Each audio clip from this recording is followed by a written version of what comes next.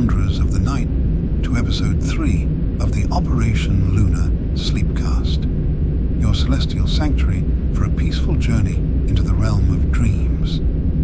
If you're enjoying the series, please like and subscribe. As the stars twinkle overhead and the moon casts its gentle glow, we invite you to embark on a tranquil voyage to the lunar landscape and beyond. In this enchanting sleepcast, we'll transport you to a world where rocket ships soar through the cosmos and distant planets beckon with untold adventures. Close your eyes and let the nostalgic crackle of old-time radio dramas guide you to a state of blissful relaxation.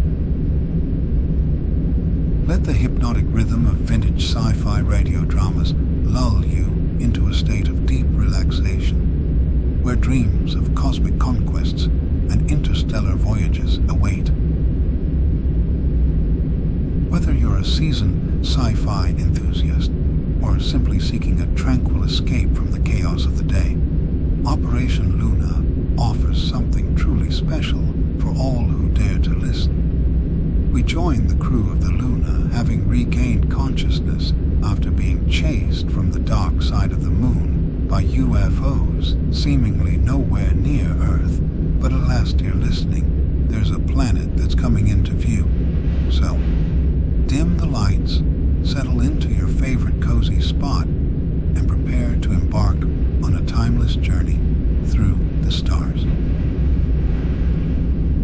Welcome to Operation Luna, where vintage sci-fi meets the soothing embrace of sleep. May your dreams be filled with adventure and wonder. Jet Morgan and the crew of rocket ship Luna took off from the moon, intending to return to the Earth. But on the far side of the moon, which they were photographing prior to heading for home, they saw a number of strange spacecraft which took off and pursued them. Then Jet and his crew lost consciousness, to awake and find that they'd left the solar system entirely and were hurtling through space at an unimaginable speed. After a little while, they noticed that the ship had slowed down, and then there appeared on the televiewer screen an image of a planet which they were rapidly approaching. You mean you're going to attempt a landing on it? Why not? If we're going to die anyway, it might as well be on that, whatever it is out here in nothing. Landing procedure will be the same as it would have been for landing on Earth. With the aid of the atmosphere? How else? But it may not be dense enough to afford the necessary braking power. But we'll try it just the same. Open up the pilot's cabin, Doc. I'm going in. Okay. Mitch, get to the radar. Lemmy, stay with the televiewer. Pilot cabin door. Contact. Hey, Jet. Yes, Lemmy? Look at this. What? That's it. Sort of brilliant reflection at the top, like custard over a Christmas pudding. Ice. Eh? An ice cap. Like the North and South Poles on the Earth, but bigger, much bigger. Seem to be a lot of cloud areas. Thick, too. Yes, all to the good. At least that indicates that there's moisture down there. Water? I hope so. Well, that's peculiar. But most fortunate. So far as I can calculate, we're about 17,000 miles above the surface of that planet. Uh-huh. And our speed is approaching 10,000 miles per hour. And that's exactly what our height and speed would have been now if we were approaching the Earth after taking off from the moon. Except that it would have taken us more than 4 days to get this far instead of just an hour or so. Hello, Doc. Can you hear me? Yes. Can you hear me, Mitch? Yes. Estimated distance of surface is 17,000 miles. Speed, 10,000 miles per hour. What? But that's just what it would be If we were approaching Earth, I know. I just explained that to Doc. Yeah, I suppose this couldn't be the Earth, could it? How could it? Well, it seems to have land and water and clouds and ice caps. But the ice caps on Earth are nothing like the size of that one. Get to your posts and stand by for landing procedure. Yeah, okay, Jet. Right. I'll try to estimate our acceleration rate. Hey, listen. Huh? Oh, it's here again. That music. Those ships must be around somewhere. Yeah, I can hear it too. Yes, so can I. Jet, do you hear it? Yes, Doc. Can you see them? Are they out there? No, I can't, but my view's limited. I can't see behind. Stern view. Switch on the stern view. Stern view, on. There they are. Are they going to try and turn us away from here too? Ruin our only chance? Can you see them? Yes, Jet. They're directly behind us. Why don't they leave us alone? Jet, you better come out of that cabin, quick. If we're going to accelerate again, pressure could break your neck. I'm on my way out. Doc, Lemmy, get to your bunks. Lie down. Yeah, they ain't catching me this time. Are they still there? Yeah, look. Get onto your bunk, Mitch. Yeah. If nothing has happened by the time we're close enough to that planet to go into orbit, we'll go. Ships or no ships. Yeah, well, I'll keep checking our speed. Let you know when we have to take action. They're still there. Hey, what the... Our speed, it's just the same. It isn't increasing at all. But it must do. The gravity pull of that planet must be drawing us down towards it. The speed must increase. I tell you it's not, Jet. It's still 10,000. It hasn't changed since the last check. What is going on? And how can they do it? Beats me. They must have control over powers we don't even know exist. They're coming in closer now, and fast, too. Eh? Yeah, look at them. Just like before, as though they were going to attack us. And why don't they get it over with? Hey, something's happened. Gravity's returning. Can you feel it? I don't know. It's not quite like that. It's a kind of... Well, the pressure seems to be outward, towards the wall. And getting stronger. Hang on. Get your backs to the wall if you can. Oh, I'm trying. I can hardly move.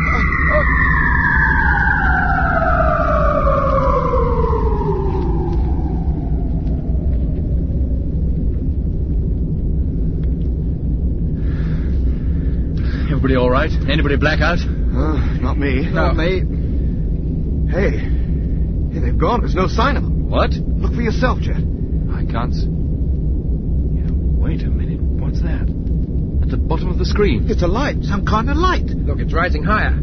It's the planet! We've already broken through its atmosphere and we're traveling parallel to its surface. But if we're that close, we must be falling towards it as well. We're likely to crash. Get to the radar, Mitch. See if you can estimate our height. And Doc, open up the cabin again. Right. We'll probably hit the ground so hard it'll take a month to dig us out. As soon as Mitch has got the facts and figures, let me have them over the intercom. You bet. Good heavens. What is it, Jeff? The wings, they're red hot. The whole ship must be glowing. We must have entered the atmosphere at about 15,000 miles an hour. And we can't be doing much less than that now. Hello, Jet. Estimated height 50 miles. Speed 14,500. Right, I'll hold it at 50 miles high. The atmosphere's resistance will keep slowing us down, and at least with the right way up and on a steady course. Where are we now? Just over the ice cap. Let's hope we don't have to land on the ice. We'll be well on our way towards the equator before we're anywhere near slow enough. Meanwhile, you'd better convert the coaches to sitting position. As soon as you've done that, train the televiewer on the surface directly below us. Between us, we can select a good landing place, if there is one.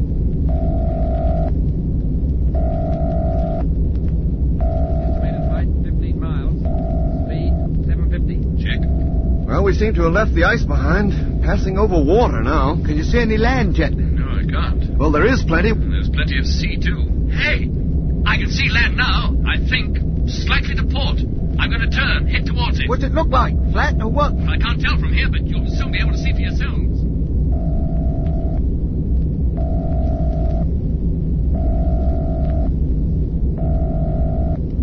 Height 30,000. Speed 180. Check. Oh, blimey. Don't look very friendly, does it? About as good a spot for landing as the Himalayas. Well, what if it's all like this? The planet of mountains. They stretch clear to the horizon. Well, meanwhile, we're losing speed and height with every second. Nothing but rocks, not even a tree. Probably don't even grow here. Perhaps nothing grows here. Hey, I think we're coming to the end of these mountains. We're losing height rapidly, Jet. And speed, too. We can't keep going much longer. Then we'll cut in the motor. I'll lift our nose and gain height. Right, Jet. Now, just a short burst on low power. Let me know when you're ready. We'll get it up to 500. Stand by. Standing by. Contact. Contact. Speed 120. 130. 140. 150.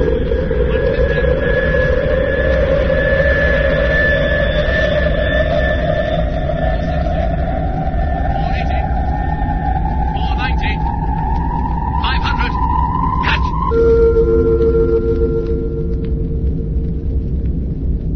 Well, that feels better. Teleview still going? Yes. Then take a look at the country below us. Tell me what you think. Certainly seems to be some kind of green substance on the valley floor. Is that good? Well, it shows that there's some kind of life can exist down there. Yeah, but it may be the only kind of life. Oh? These mountains are high, Doc. That's about the only kind of life that could survive on them. Maybe there are more advanced forms lower down. If you ask me, this planet is nothing but mountains and sea. Hey, there's a great stretch of flat country ahead. Is there anything growing on it? Well, I can only see it in little patches. There's lots of cloud. If there's anywhere we can land, I think it's there. What? With the clouds obscuring the view? What if it stretches right down to the surface? It doesn't. I can see the ground, I tell you. If we point the nose down, we could get under that cloud and see what lies below. How about it? Shall we try? Oh, why not? If there's any chance of landing, so far as I'm concerned, the sooner the better. Right, here we go.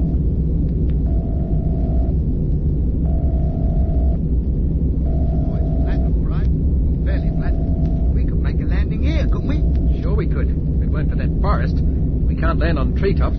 No sign of any clearing. Not even way ahead? No, but visibility isn't all that good. The cloud's thicker and lower than I thought.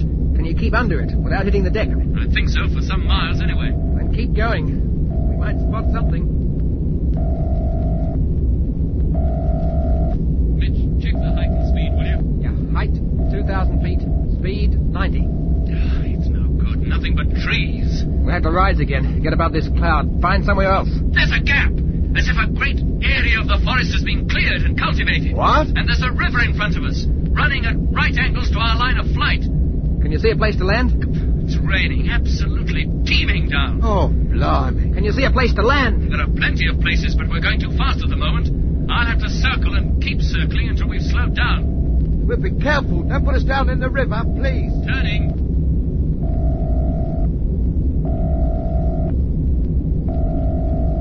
Speed is now 70. I'm going to straighten up for the run-in. Is it still raining? Ah, raining buckets full. Visibility's about down to 0. Well, then take it easy. We don't want to hit anything, not at this stage. Coming in now. Height 1,000 feet, Straight run. 900 feet, Let's hope the ground's firm. 800, You better brace yourselves. Get into your chairs. 700, Come on, Lemmy. It might be quite a shock. Don't you think I know it? Strap yourself in. 500, Doing it. 400, 300, Nearly there. 200, Stand by. 100. Here it comes. Oh, blimey, Jet! Sorry, she bounced. Here we go again. Touching down. Now. What's happening? We're going to crash, I know it. Shut up, Mitch. Just hold on. Oh.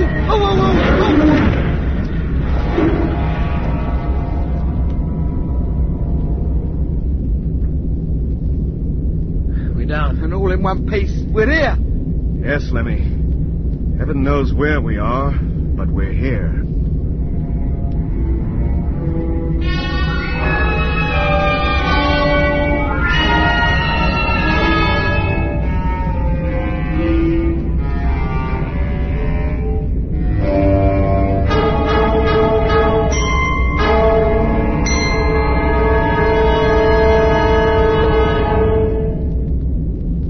You all right back there? We're fine, Jet. How about you? Oh, I'm all right. Hold on. I'm coming up to the cabin to take a look out. Me too. And me. Come on, then. Not that you can see much with this rain falling.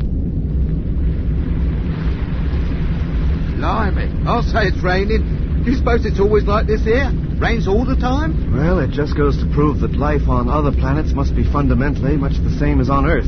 Green vegetation, a river, clouds, rain. Just like home, only much wetter. I wonder if there's any kind of animal life. Must be. Eh? How else could those plots of vegetation grow like that? What, you mean some kind of animal planted them? Why not? Who ever heard of such a thing? No animal would know how to begin. Wouldn't have a clue. Well, what's your theory? Humans. Only human beings would know how to cultivate. The only type of human beings we can imagine are like ourselves, and we came from the Earth. Ah, yes, but just... According to your theory, there must be human beings here. Well, If there are, or animals for that matter, with a similar type of intelligence, surely they must live somewhere.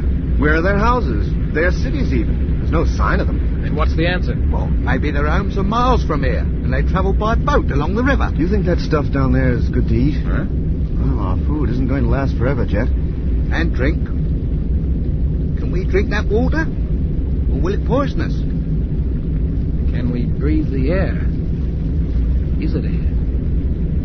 It may not even be safe to step outside the ship. Gentlemen, I don't know where we are. What planet this is we've landed on, or... Let's get back to the main cabin. We'll draw lots, and then one of us will go out, make the test. It's closing. Let us know when your helmet is fixed and we'll exhaust the airlock. Helmet fastened. Over to intercom. Airlock, exhaust. Suit now inflating.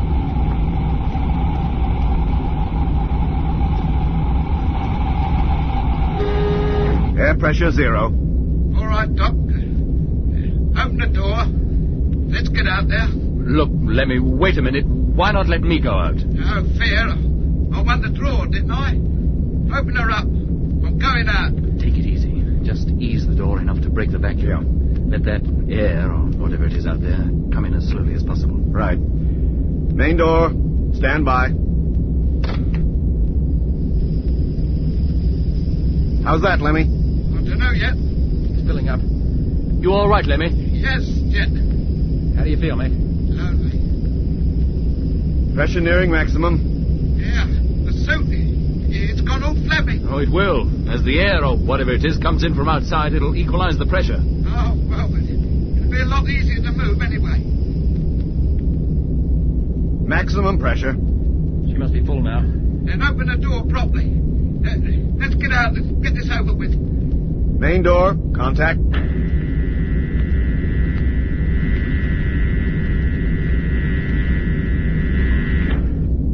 Put out the ladder, Doc. Ladder. Contact. Well, here I go. I'll go round to the ship's nose so you can all see me through the pilot's window. How is it to walk, Lemmy? It's not walking that worries me. It's how long I'm going to be able to. I'm now going round. All right, Lemmy. We'll be watching for you. And good luck. Thanks, Jet.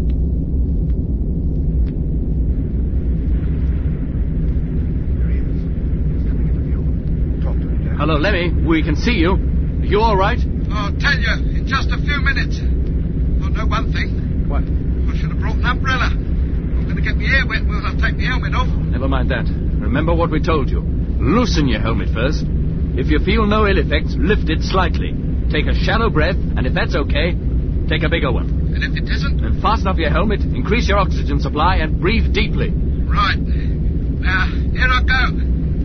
Unfastening helmet. Helmet loose. Well, Lemmy, can you breathe all right? Oh, sorry, Jet. I wasn't trying. I was holding my breath, but I'll do it this time. Removing helmet slightly. Now. Now, lower your helmet, quick. Too late. It's lowered. How do you feel? Well, it's all right. Up to now, anyway. You sure? No, I ain't.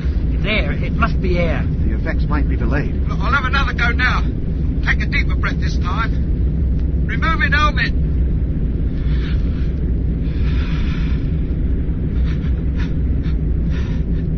Feels all right. Thank goodness for that. No peculiar sensations? No. You sure, Lemmy? Sure, I'm sure. In fact, I think I'll take the helmet right off. No, wait. Too late. He's done it. I can breathe. Without the helmet, I can breathe. The first good, clean breath of fresh air for nearly a month. Oh, air, beautiful air.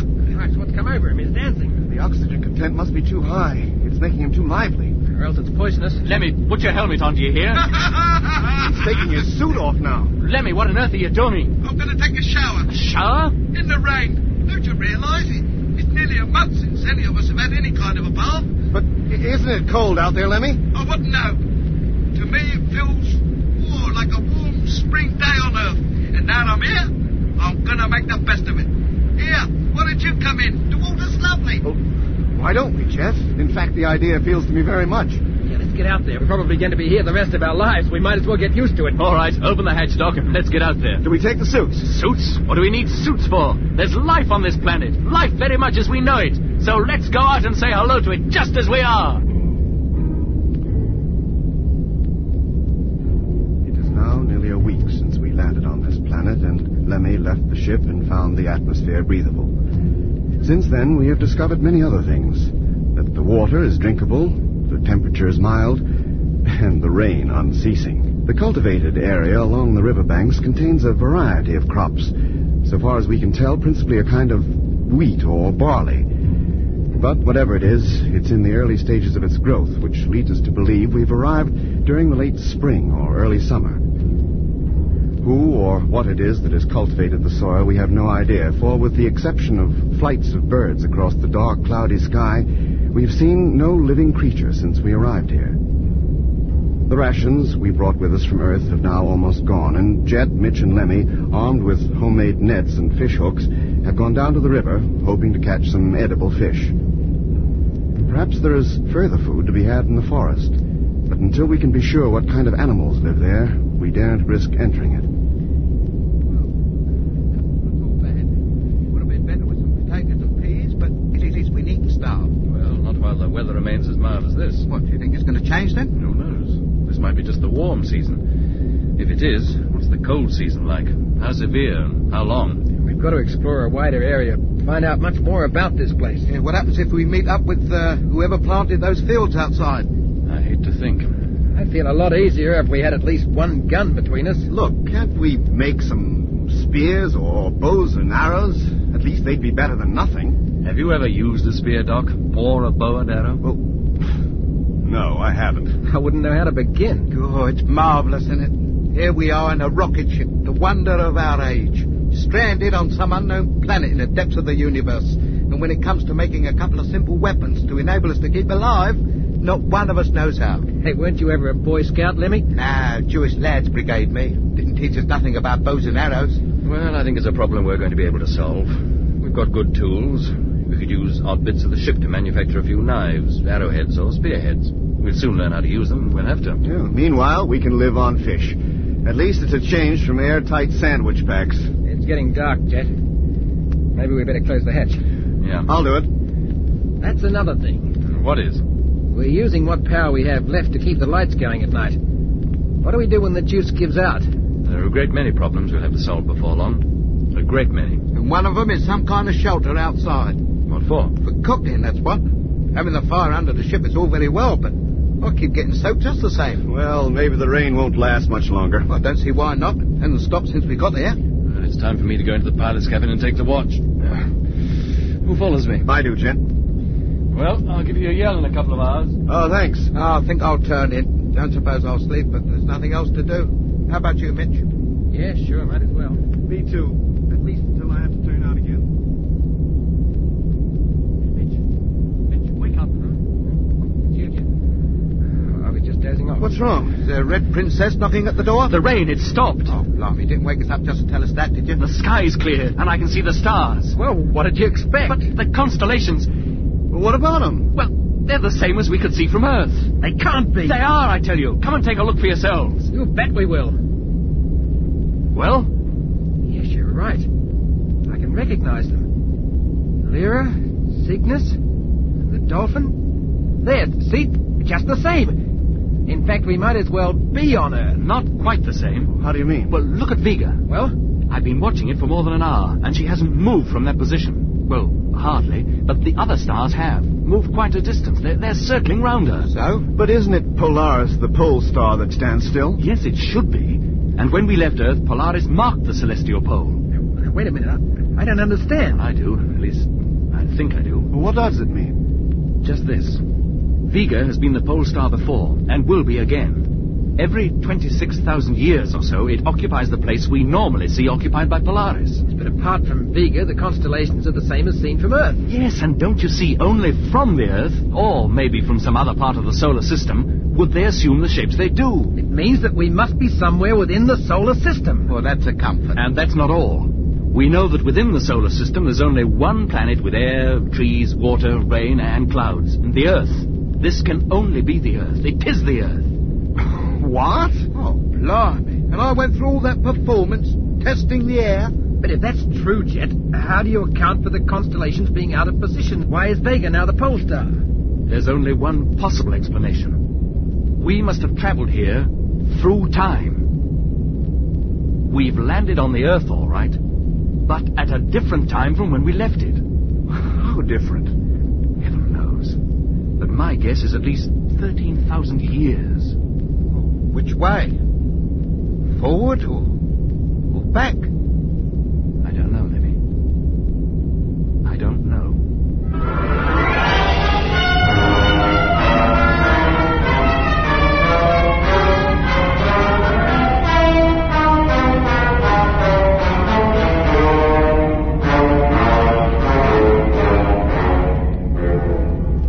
You've been listening to Episode 7 of Journey into Space, with Andrew Foles as Jet Morgan, Alfie Bass as Lemmy, Guy Kingsley Pointer as Doc, and David Williams as Mitch, and with David Jacobs. The orchestra was conducted by Van Phillips, who also composed the music. Journey into Space was written and produced for the BBC by Charles Chilton.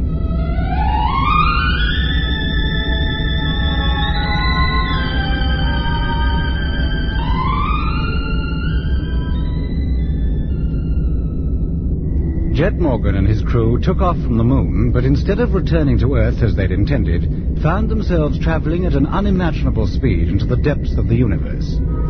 Then a planet was sighted on the televiewer screen, and a landing was made in a forest clearing. The atmosphere was found to be breathable and the climate bearable, so Jet and his crew, believing they were stranded on the new planet for the remainder of their days, set about making their lives as comfortable as the circumstances would allow.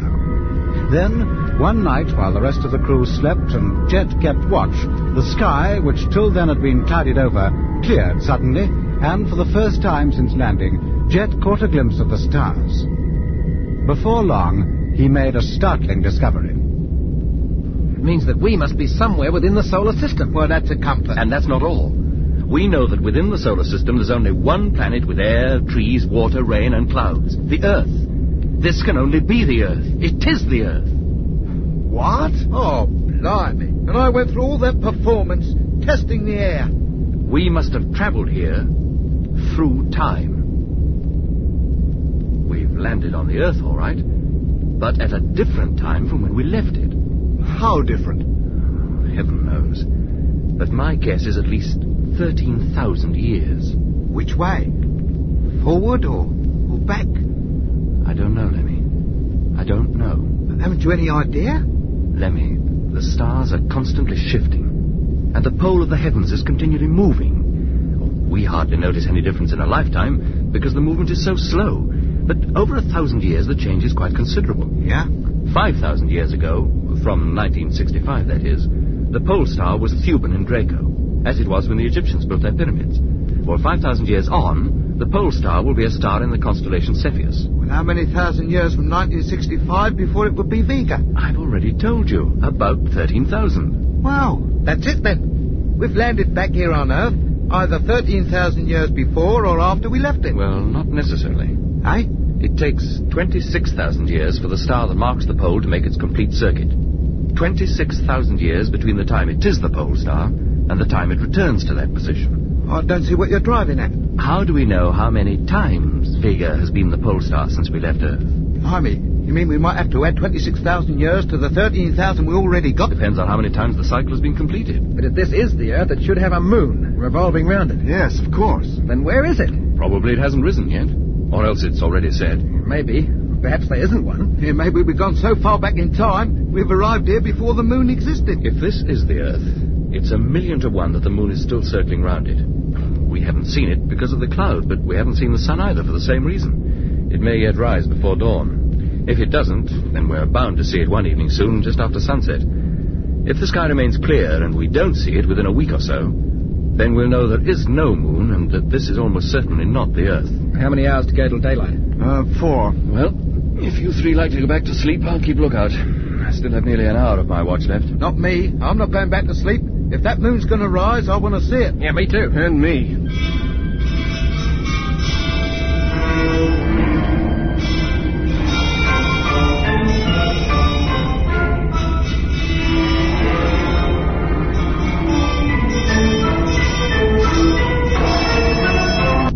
Takes us round in circles. Whatever age it is and wherever we are, we have to live. Of course we do. We must make definite plans for finding out the things we need to know. Well, fortunately, we're fairly well equipped for that. We have the ship's instruments, the telescope, navigational books, a clock, and we can read, write, and figure.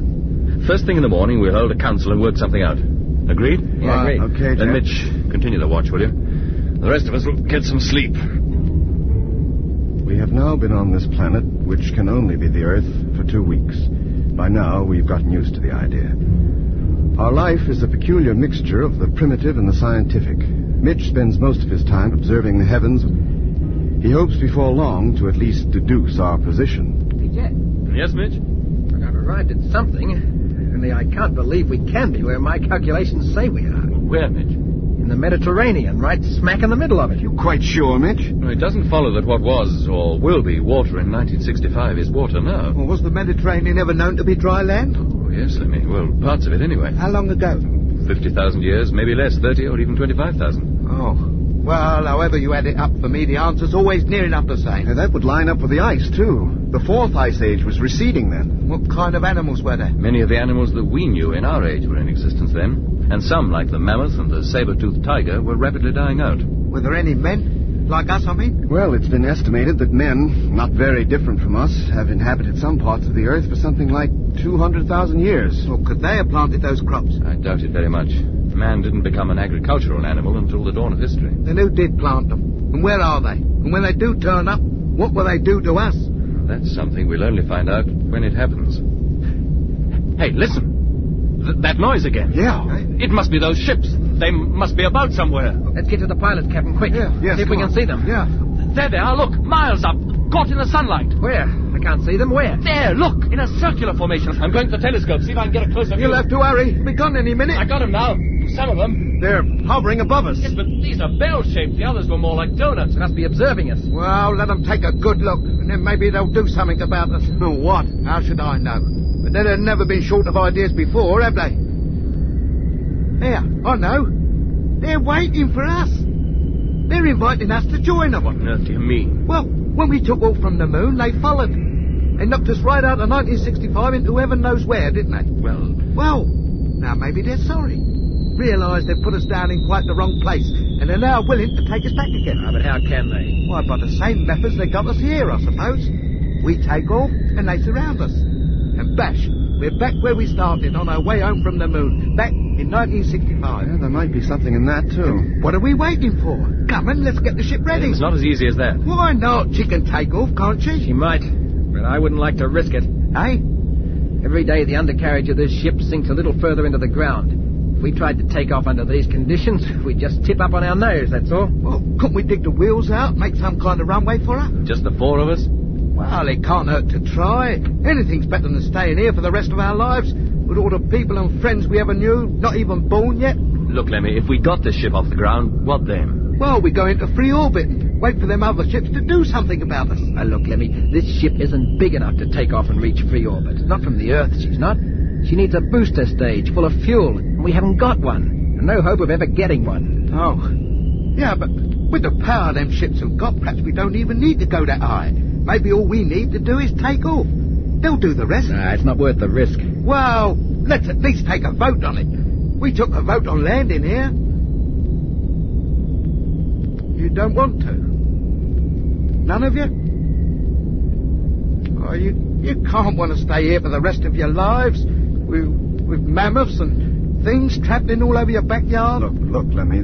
The only thing we can depend on this ship for now is to get from one part of this globe to another, like it was an aeroplane. She'll never travel through space again. Well, then why can't we do just that? Go to England at least, or London maybe. Almost certainly the whole of Britain, at least as far down as the Thames, is ice-covered, frozen solid. Oh, that noise. It stopped. They must have gone while we were talking. There's no sign of them. Oh, I didn't think I'd ever be sorry to see them go. Well, maybe I'd better start cooking the fish. It is my turn, isn't it? Yes, Lemmy. And cheer up. This may not be as bad as it looks. I hope it's not as bad as you look, or as bad as any of us look. I'll just resign myself to the fact that I've got to learn to be a caveman, and like it.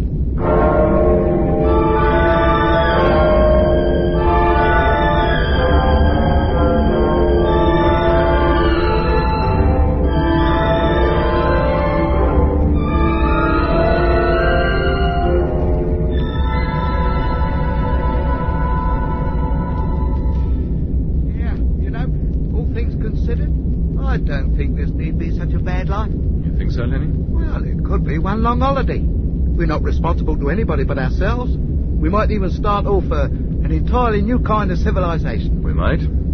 But there'll be nobody to carry it on. Eh? No, there won't, will there?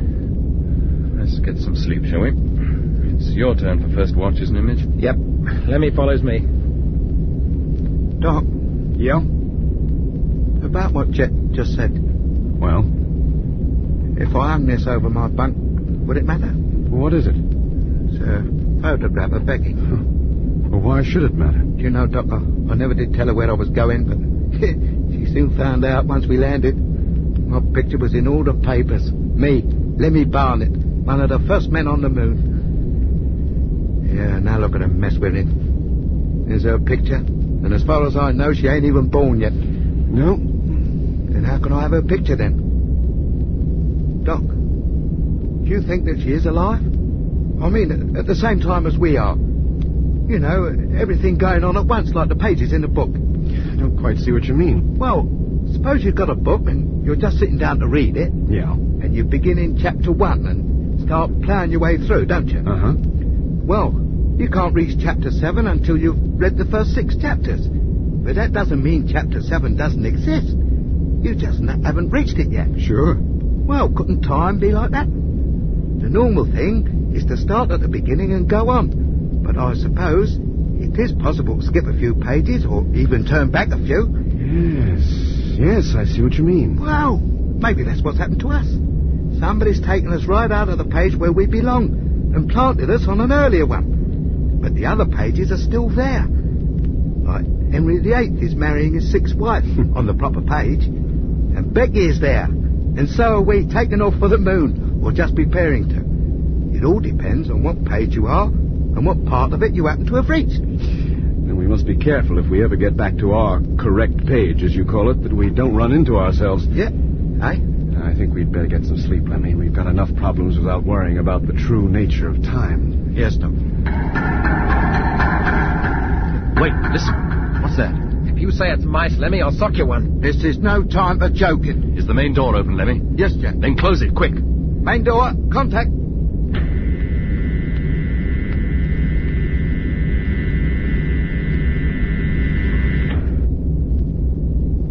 Shutting it seems to have frightened them away. We'll wait. Keep your ears open and listen. How long is it since that knocking stopped? Must be an hour at least. Do you think they've gone away? Well, if not, they seem to have lost interest in us. Well, I think there's nothing out there. I won't be happy until I know for certain. No, neither shall I. Lemmy, open up the main door. Now, wait a minute, Jack. There's no need for us actually to step outside. We can see all we need from the door itself. Nothing out there. Well, we can see from where we were. There's some very strange tracks. Heavy enough for a tank to have left. Well, this proves it's not the past we're in. Why not? Well, how could it be? If we'd landed on Earth thousands of years back in time, would we see any tanks? Not to mention spaceships flying around all over the place. It's not likely, is it? We must be in the future.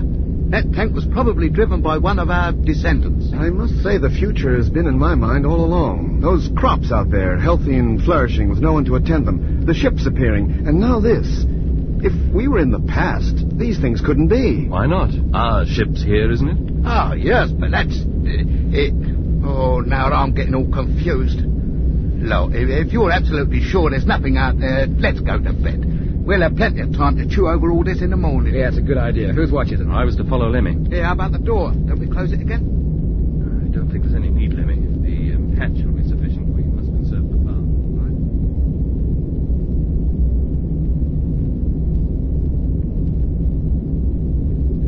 What's the matter? Eh? Mitch and Doc are asleep. I don't want to wake them. I need to sleep too. Lemmy, I want you to help me. What that? I want to go outside. Out? What for? You got the wanderlust or something? No, just want to take a closer look at those tracks and look all around the ship. Why can't you wait till morning? By then, that thing might be back again, and we won't be able to get out. Ah, now I know why you didn't want me to shut the main door. Open it up again would wake up Midge and Doc. You should be a detective. Well, what do you want me to do? Nothing much. I want you to stay at the door when I go out. And then? That's all. Keep a sharp lookout while I'm looking round. If you see anything, you can warn me. Give me a chance to get back into the ship. You sure you know what you're doing? No, but I know what I want to do. And I know you've practiced. I'll get a flashlight. Open the hatch by hand. Don't make any noise. Take the flashlight, will you? Yeah, about time you got back, you had me worried. Oh, never mind that. Now, close the hatch. Quietly. And then go back to bed. There's no need for this soft-footed stuff. Oh. We're not asleep. Hello, Mitch. How long have you been awake? Long enough. Doc, too? Yes, Jet. Look, what's going on? Where have you been, both of you? If you must know, Lemmy's been as far as the door, and I've been outside. Outside? But look, it was agreed that nobody would go out until morning. No harm's been done. Yeah, but it could have been. I don't see how. Well, supposing neither of you'd come back. There's Doc and me fast asleep with the main door and hatch wide open. Nothing has happened to either of us. And you weren't asleep anyway. And I was standing by to shut the door if necessary. Mitch is right, just the same, Jet. If we make a plan, we should stick to it. You should have stayed on watch. Well, anyway, now you have been. What more do you know? Well, that machine definitely came from the forest. The tracks circle the ship a couple of times and then lead back to the forest again. Is that all you discovered? Not quite. What else, then? This. What is it? Have a look at it. You tell me. A piece of stone. Is that all it means to you? What else? Doesn't its shape tell you anything? Feel the weight and balance of it in your hand. Well? If it wasn't that it's so unlikely, I'd say it was some kind of weapon. Eh? Isn't this a handle? And look at the edge, sharp like a razor. And the point at the end. It's some kind of dagger. Or knife. Let me see it. Look at the polish on it. Somebody made that thing and dropped it near the ship sometime after we came in last night. How'd you know? Because that's where I found it, near the fire. Right in the very place where I was sitting. If it had been there then, I'd have noticed it, wouldn't I? It's some kind of knife, all right. Let me have another look. Well? Yeah. I've never seen one like this before. Except in history books. How do you mean, Doc? For thousands of years, men made just this kind of weapon. Certainly in Europe and the Mediterranean regions, even the ancient Egyptians used them, or knives like this, until they discovered the use of metal. You mean this is a relic from the Stone Age? That's just what I mean. But it's in such darn good condition. Precisely, Midge. But that would suggest that out there, outside the ship, there are men or some kind of animals who use stone knives, who belong to a Stone Age. Why not? We might have landed anywhere. In time. Maybe we're in two ages at once. Forward and back. But look, that presupposes two entirely different civilizations existing together. One extremely advanced with machines and spaceships, and the other as primitive as prehistory itself. Well, I don't know what to make of it. I only know that knife was outside. Well, we may get to the bottom of it someday. Meanwhile, it must be nearly dawn. If we're to keep alive, we've got lots of things to do. Yeah. Now, Lemmy, you better get started. Boil up some water. I'll see to cooking the fish. Okay, Jet. Maybe we can get round to making some stone weapons ourselves. And kill us some meat for a change. How'd you like your coffee, Doc? Just as it is, Lemmy, thanks. Sorry there's no sugar in it.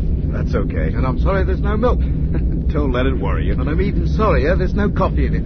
Water never did anybody any harm. Hurry up and get it done, Doc. We'll be going outside in just a minute. You're not going into the forest, are you? No, not yet, Lemmy. We'll go along the river bank. What happens if you run into trouble? How do we know? We'll take the personal radios with us and keep in constant contact with you. Well, I only hope the batteries stand up to it. There can't be much juice left in them now. We'll take 2 radios, but only use one. Keep the other in reserve. And what if that machine comes back? We can't stay locked up in here forever. We've got to know what lies beyond the horizon. Night men or no, machines or no, spaceships or no. I think you'll have to stay here a bit longer. What do you mean? Oh, listen. Can't you hear it? Eh? They're here again. Probably got the 8 men with them this time. Quiet, listen. That's it, all right. The same old noise. Let's get over to the cabin, see if we can see them. Well, has put paid to a nice quiet morning's fishing. It's getting louder. Very loud. It must be directly overhead. Mitch, open up the cabin for heaven's sake. I'm trying to, Jet. It doesn't work. Lemmy, the televiewer. Yeah. See if that does. Televiewer, on.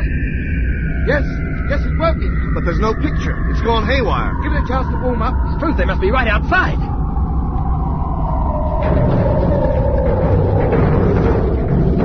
For heaven's sake, what's happening? What are they doing to us?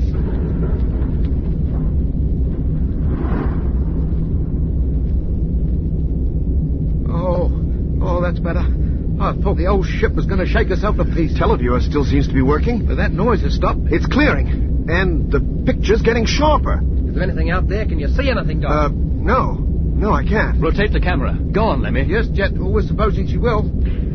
Ah, yes, she does. Even after that shaking Now, up. Doc, let's look. Let's all look. Hey, hold it! Stop!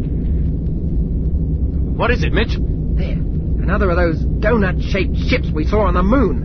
Like the one I went into. Keep her rotating, Lemmy. See if we can see any more. Yes, Jet, rotating. That's all there seemed to be. Just one of them. One ain't enough yet. Well, turn the camera on it. Let's take a look at it. Right. Oh, there she is. We all know what happened before. Yes, and it's not happening again. I'm not going out there and getting into that ship. Last time I did it, you all accused me of saying things I'd never even dreamed of. And then the thing was about to take off with me in it. Hey, wait a minute. Huh? Look at the dome of that ship. It's opening.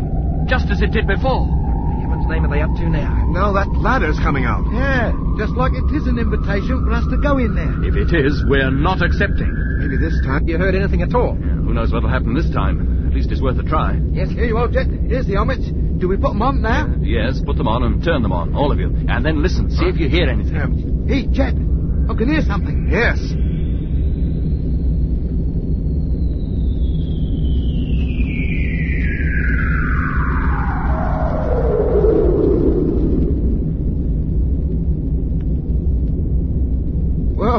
that all we get? That's nothing new. Hello, Luna. Blimey. That is... Quiet, Lemmy. But it was a voice. A human voice. And it came over the radio. It came from there. There's somebody, or something, in that ship.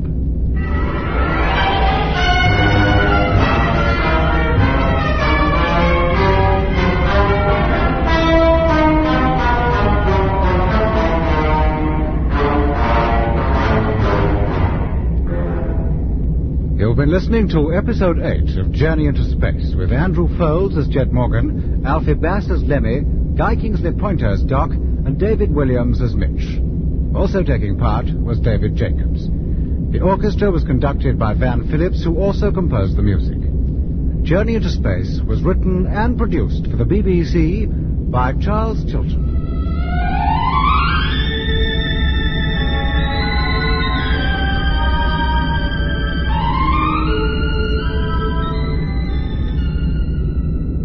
After taking off from the moon, Jet Morgan and the crew of rocket ship Luna landed back on the Earth some thousands of years before or after they left it.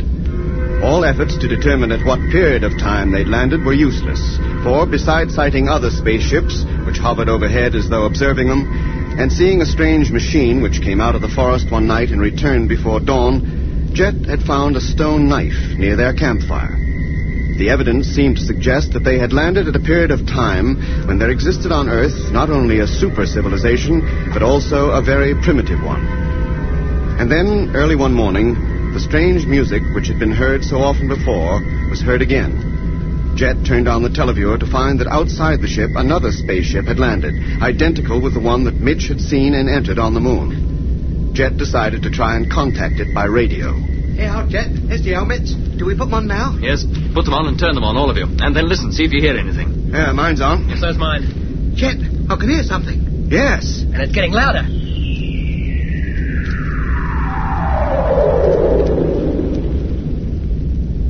Oh, well, is that all we get? That's nothing new. Hello, Luna. Blimey. That is... Quiet, Lemmy. a human voice. It came over the radio. It came from there. There's somebody, or something, in that ship. And whatever it is, it speaks English. Wouldn't it be rather awkward if I didn't? Well, yes, I suppose it would. Who are you? What do you want? We only want to help you. How? It is not safe for you to remain where you are. Well, it's a pity you didn't think of that before you planted us down here. Quiet, Lemmy. We don't know who you are or what you want of us. All we ask of you is to leave your own ship and enter ours. Enter yours? No harm will come to you. You needn't be afraid. We're not afraid, just cautious. You speak for yourself, mate. We can help you if you want us to. But you must do as I say. Are you anything to do with that ship we saw on the moon? Yes, we are. And who are you? Leave your own ship and come in here. You come in here. Why don't you show yourself? We cannot show ourselves. Why not? Here, you invisible? Eh, are you? No. But I am not in this ship. What? What are we going to do about this? Stay where we are, of course. It'd be balmy to go out there. Not necessarily. What? Well, no harm came to you, Mitch, in that ship on the moon. Well, I wasn't conscious of anything strange going on, but if all of us go into that ship, who knows what might happen? I think we should find out more about this before we even set foot outside. I quite agree, a lot more. I'll talk to him. Hello, whoever you are. I can hear you. Then you must know how we feel. I know exactly how you feel. We know how we felt when we first saw you.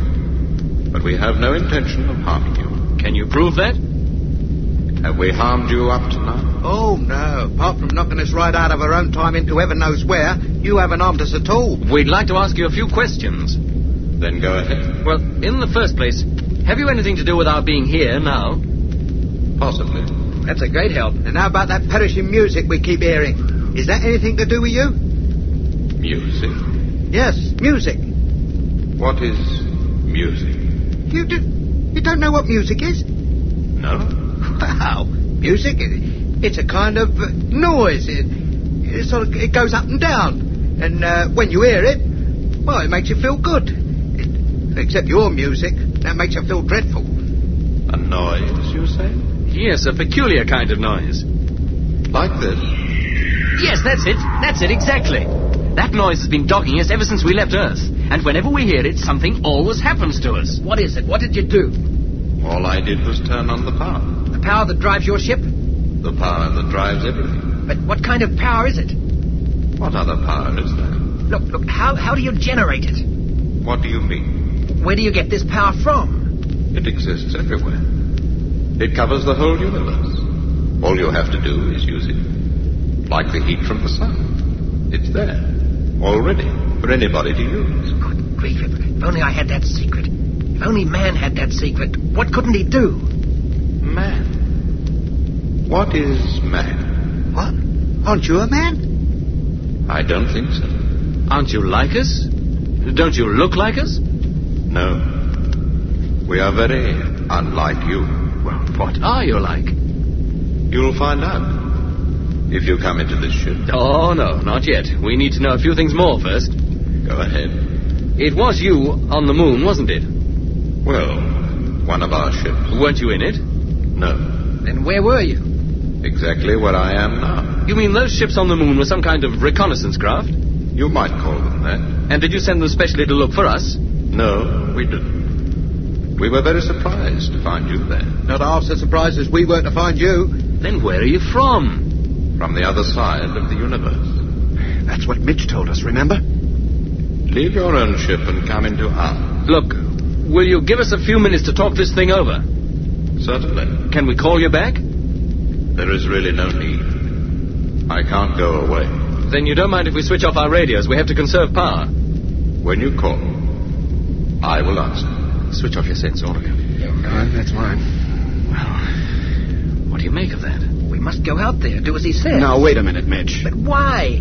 He says we'll come to no harm, and none of us ever has, yet. Yeah, but it don't mean to say we won't, does it? Just think what we could learn from those, well, whatever they are. Why, even to have the secret of the motive power of their ships would be worth the risk. I think we should go, do everything he says. What do you think, Doc? In many ways, I agree with Mitch. But if they can help us, as they say they can, why can't they do it here and now? Why do we have to go into their ship? And if we do, where will they take us? That's what worries me. Well, it's something we can ask about. Well, go on, then. See what he says. I will, in good time. Let's see if we've anything else to ask first. I don't care what you ask. I want to go. If you three haven't the heart for it, then you can remain behind. If anybody goes, we all go. This is one time I think we should all stick together. But who knows what might happen to this ship if we go off and leave it? If anything catastrophic is going to happen, do you think one or two people remaining here will prevent it? No, I don't suppose so. Blimey, Jack, to hear you talk, you think you were as keen to go as Mitch? Well, perhaps I am. I want to get to the bottom of this. Find out who controls that ship, where he comes from, where he is now. And if he is anything to do with our being in this awful mess. And if he is? Then we have a good chance of persuading him to get us out of it again. Nah, you're talking sense. Well, we might at that, I suppose. Well, we'll put it to the vote. Do we go or not? Yeah, we go. Doc? If you and Mitch agree, then I'll string along. Oh, there's no need to ask me. You've got your majority, ain't you? Right then. Switch on that radio, Lemmy. Yes, Chet. Radio on. Hello? Hello? Yes. If we enter that thing, what will happen to us? It will take off. With you in it. Where to? Not very far. Well, why do we have to go there in your ship? It would take you a long time to walk. But why can't you come to us? Why do we have to come to you? It is safer. You are in great danger where you are. We want to protect you from it. What kind of danger? Look, why bother with all this? If we're going, let's go. Quiet, Mitch. We'll go when I'm good and ready. But this is just a waste of time. I said be quiet. Oh, all right, you have your natter, but do hurry up. Tell me one thing more. Yes? This danger you talk of, is it a threat to us personally or to our ship? I don't think your ship is likely to come to any harm. But you probably will. And very soon. Now, come on, Jet. He couldn't say much more, could he? It's better all round that we should go. And if it isn't? If you don't like where we shall take you, you can always return. All right.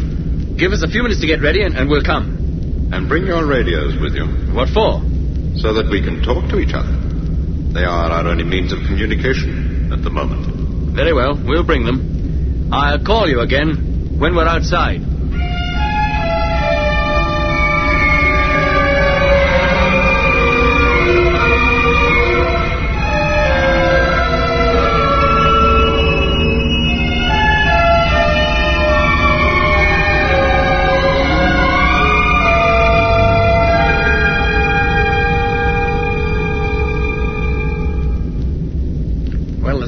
than just standing here looking at it. Let's go in. Lemmy, what are you doing? Oh, just making sure this thing's solid. That the whole thing isn't just a dream. It's solid, all right. And there's the door open and the ladder extended. We'd better not all go in at once. I'll go first. Now, keep your radios on, and if it's okay, I'll tell you. All right? Take your time, Jet. Have a good look round before you actually go in. Radio on. Now climbing ladder.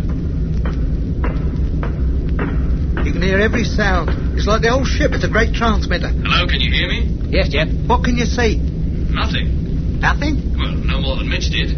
Seems to be the same kind of ship exactly. With the octagonal panels round the wall? Yes, and the row of buttons above each one. Certainly seems nothing to worry about here. I'm going inside. Now.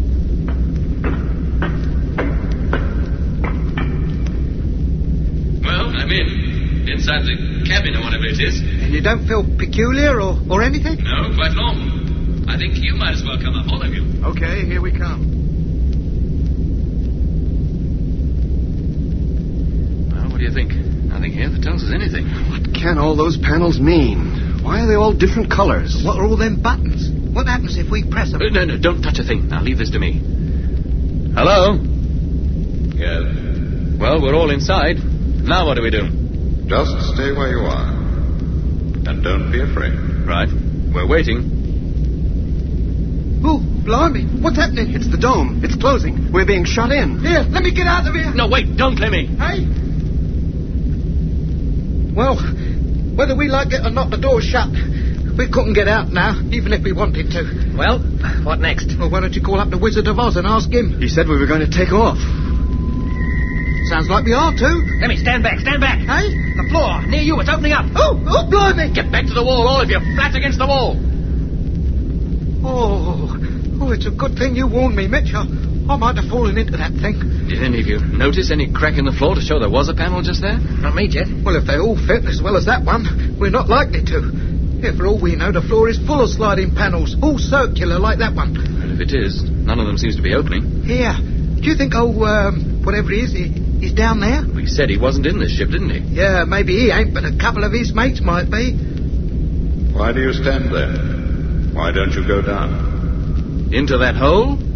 Unless you do, the ship won't take off. Well, why can't it take off with us up here? It can, if you wish.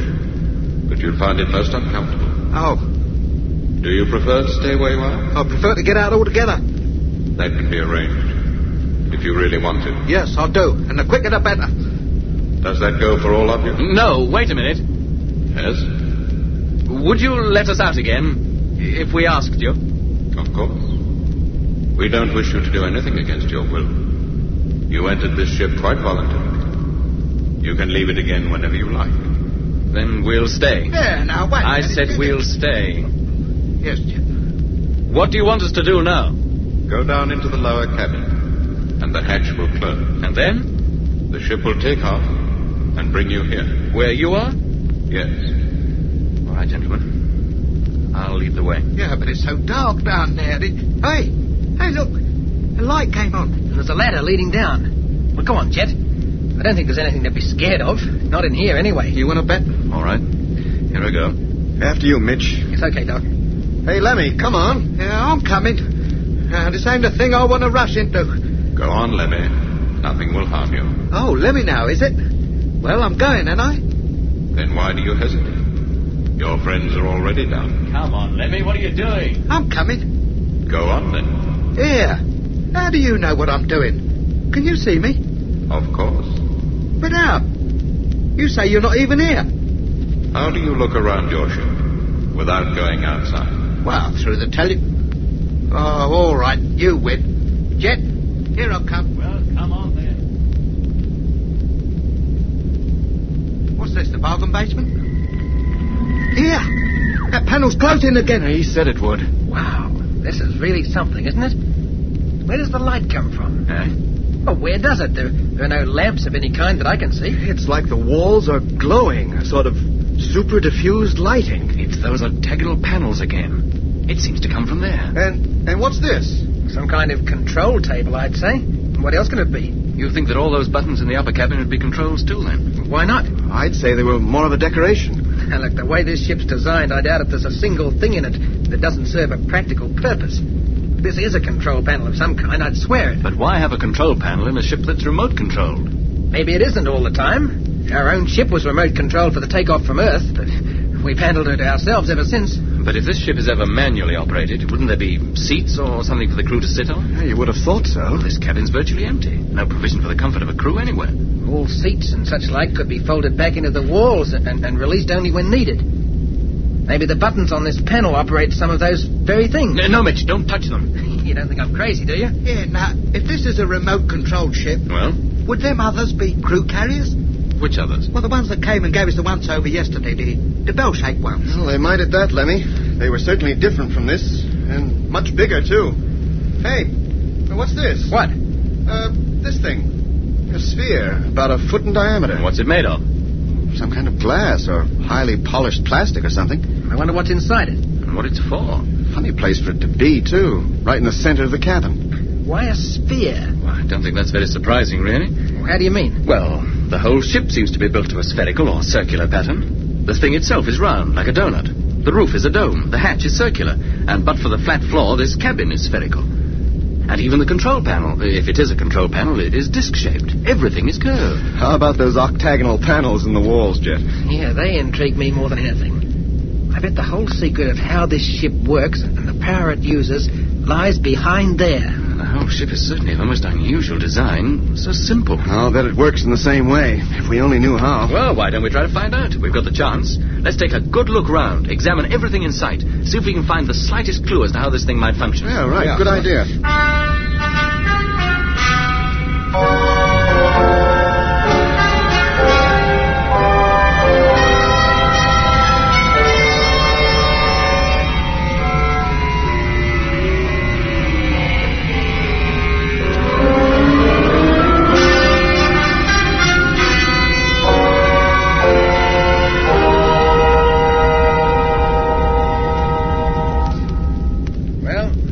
Take long, did it? How could it? There's hardly anything to see. It's the same wherever you look. Well, it makes it difficult to keep any sense of direction, doesn't it?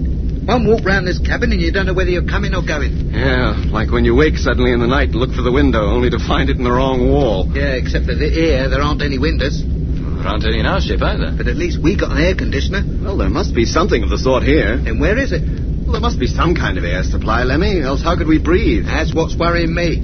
I think we're just using the air that came in when the door opened. But as soon as that's gone, we've had it, good and proper. No, that can't be. The air seems quite fresh. Certainly hasn't got any hotter. At least I haven't noticed it. Me neither. But there must be some kind of supply coming from somewhere. Well, if there is, it'd be a kind that the fellas who built this ship could breathe, wouldn't it? Of course, Lemmy. And how do we know that whatever it is, won't poison us? No, I don't think they can be all that different from us, Lemmy. Or how could they exist on the Earth at all? Look, we haven't seen anybody yet. All we've done is hear a voice. He may not even be on the Earth. Might be on Mars or Venus or somewhere. I doubt if he's that far away. Yes, but Lemmy has a point there. They may be very different from us, exist in quite a different way. Well, he said he was unlike us, didn't he? It is possible, of course. I think it's more than just possible. Look at this place. But for that oversized football on the control panel, this cabin is completely empty. No seats, no couches, no food, no water, no nothing. Here. Perhaps they don't exist physically at all. Then how come they need physical ships? Why build them in the first place? Well, just because they build them don't mean they're going to fly in them, any more than a meteorologist flies in a weather balloon. But supposing they do fly in them, that they have some kind of physical shape. They may be much tougher than us. Perhaps high acceleration doesn't affect them at all. Maybe that's why they can fly so fast, maneuver so easily. If they start throwing this thing around the way they do their other ships, they'll probably kill us all. Yeah, but do they realize that? Do they know exactly how much the human body can stand? Look, Jet, I think we'd better try and contact them. Make sure they do realize just what kind of creatures we are. Yeah, tell them to take it easy. Tell them we're weak. Very weak. Hello? Hello, can you hear me? Hello? Try him again, Jet. Hello? Hello, crew of Luna calling, can you hear me? Hello? The radio seems to be dead, I can't hear a thing. Well, I can. Eh? Yes, I can, that music. Not quite the same as before, but I can hear it. Yeah, so can I. There's some kind of pressure building up. Can't you feel it? Yeah. We must be taking off. We are taking off. This ship's on the move in a vertical climb. Hello! Hello! Blimey, we'd be squashed flat, I know it. Hello! Hello! Pressure's getting stronger. Look, we better lie down, all of us. What, on the floor? Yeah, where else? With no shock absorbers to protect us or anything? Lie down, Lemmy. All of you, lie flat. Oh,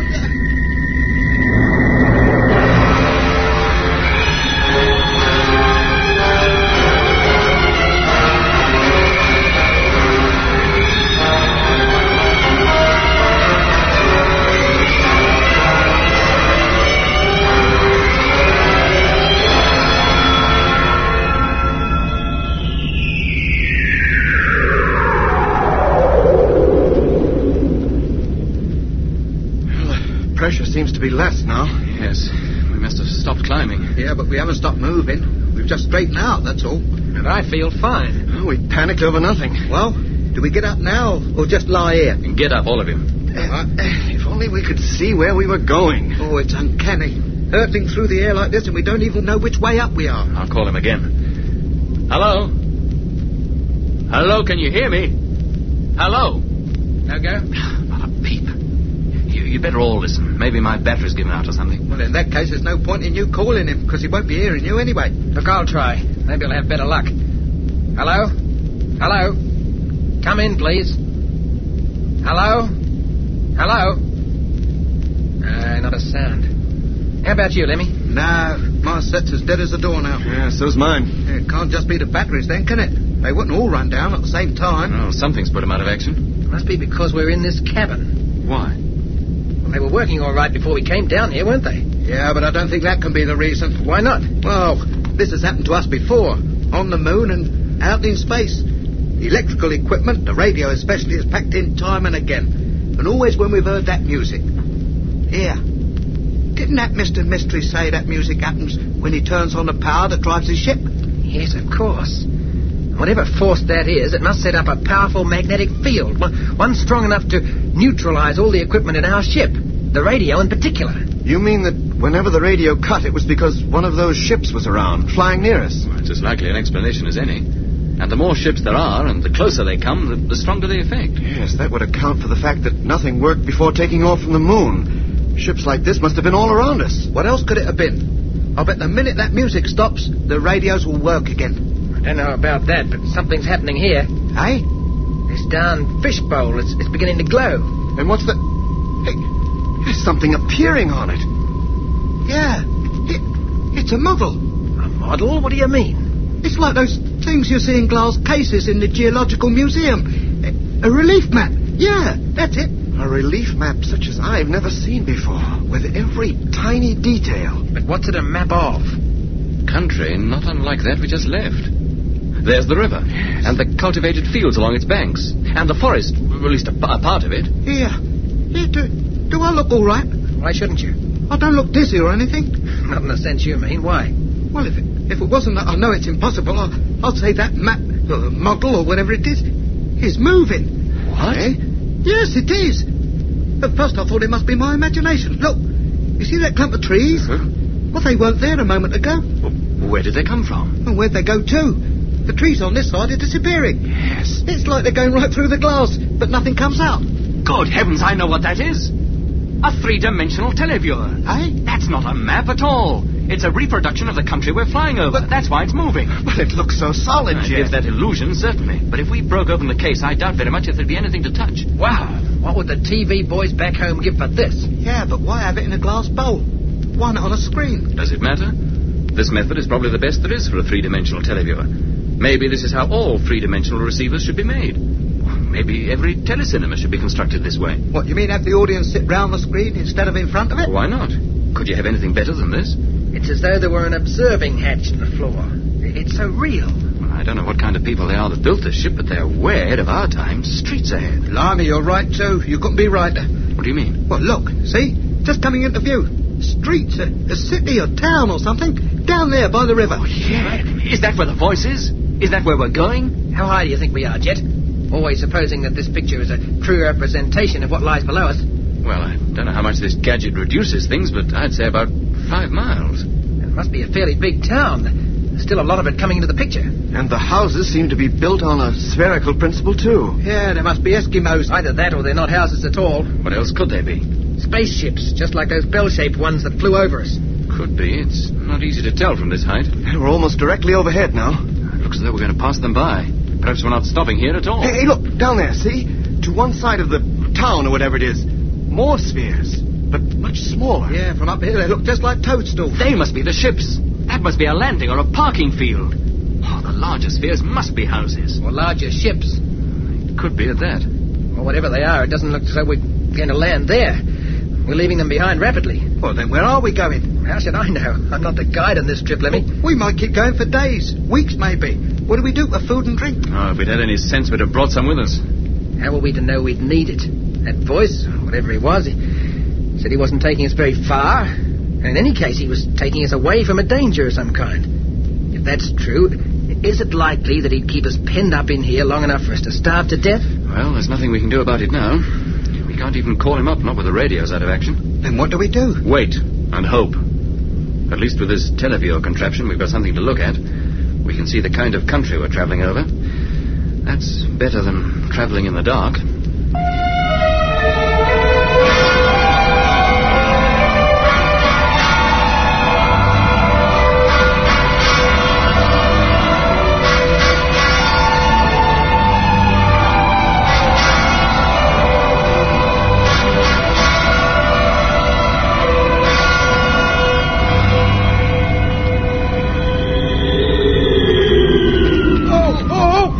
Turn it up. We're falling. We're going down. Oh, did it have to be in such a hurry about it? That sudden drop turned my stomach right over. If we continue to fall at this rate, we'll hit the ground with a heck of a crash. And they've got no respect for their own property. Oh, hold on. What to? The walls are as smooth as glass. The base of the televiewer. Put your arms round it and bend your knees. Oh, don't have to. There can't be more than a few thousand feet to go. Oh, blimey. They slowed up kind of sudden, didn't they? Oh, I'll have no stomach left at all in a minute. We're going to make a gentle landing anyway.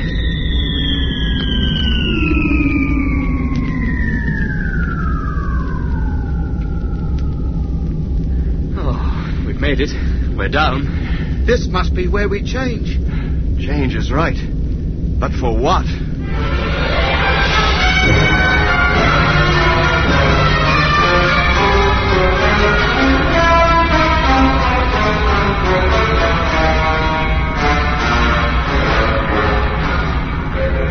You have been listening to Episode 9 of Journey into Space with Andrew Foles as Jet Morgan, Alfie Bass as Lemmy, Guy Kingsley Pointer as Doc, and David Williams as Mitch, and with Derek Geiler. The orchestra was conducted by Van Phillips, who also composed the music. Journey into Space was written and produced for the BBC by Charles Chilton.